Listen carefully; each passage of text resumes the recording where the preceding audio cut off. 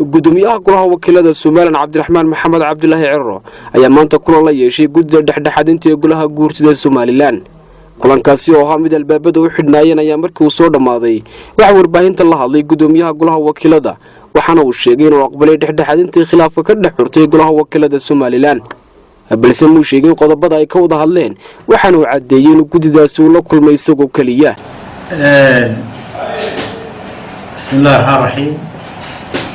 dashay saxaafadda runtii si wanaagsan uga warbixisay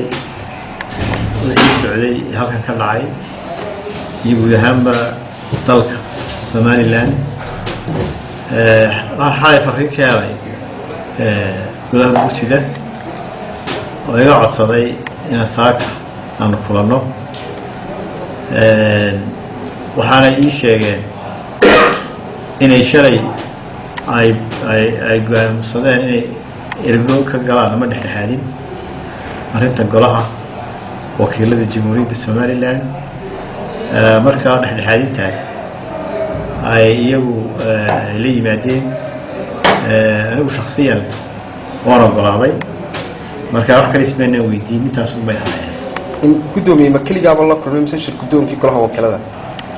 ma aniga iyo mudane kale la kulmay markaas